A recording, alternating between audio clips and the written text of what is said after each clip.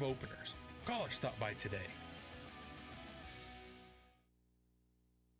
Well, welcome to our weekly Learning with Lindsey segment. If you watch our Sunday night Fox 14 show, we have been doing this segment for quite some time now, but we are now bringing it to our audience right here on KOAM. So, Lindsey, let's get into it today. Today we're talking about lightning. Yes, lightning is my favorite topic. I absolutely love it. I just find it so interesting. So there are 3 types of lightning, and I wanted to do this because a friend of mine recently called and she had a discussion with her dad and wanted to know if you can get thunder without lightning. Her dad said you could.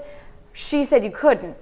Okay. All right, so we're going to answer that question here and now. Now we've got intra-cloud lightning, which is cloud to cloud. That's typically within the same cloud. Inter-cloud lightning is cloud to cloud, but it's from neighboring clouds. So you can see that, when you get the little lightning strikes and it doesn't actually touch the surface. Sure. And then you have cloud to ground. Obviously, we've all seen that. That's the really picturesque lightning that we can see. And that's obviously the most dangerous kind because we could get struck by lightning. Sure.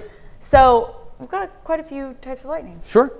So, but where does the thunder come from, right? All right, I'm glad you asked. Okay, as this process goes, it's within a second to 2 seconds. It's very quick. But what it starts out as is in your cloud, you break apart, protons go to the top of the cloud, electrons, go to the bottom of the cloud. So this negatively charged bottom of the cloud starts to pull out this stepped leader, which is the beginning stroke of the lightning, and it wants to connect. This is for cloud to cloud or cloud to ground. Sure. It wants to connect with positively charged surface, typically a tree. You can get a tall building. You could even be a person. If you're in the middle of a field and there's nothing else tall around you, it could be you. Yeah. Now, as this process continues, the protons start to pull this connecting leader up towards your step leader. Now, you can see they're not quite connected yet. You can't see that. And then all of a sudden, as those connect, you get your return stroke, and that is what actually is the light.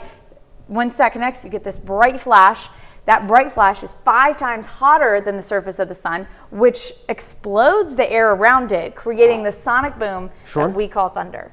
That's kind of crazy to think about, and it's scary. We were talking about lightning's a scary thing. Lightning is a scary thing. You know how if you're in the middle of a field, there's nothing else tall around you, how do you know if you could be next getting struck by lightning? I've heard that the hairs on the back of your head stand up or something like that. Hairs on the back of your neck stand up everywhere. It's all your hair on the top of your head will stand up.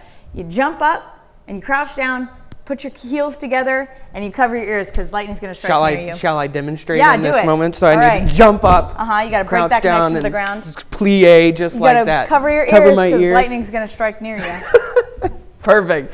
If I'm doing that in the field, you know what's going on. So thanks, Lindsey.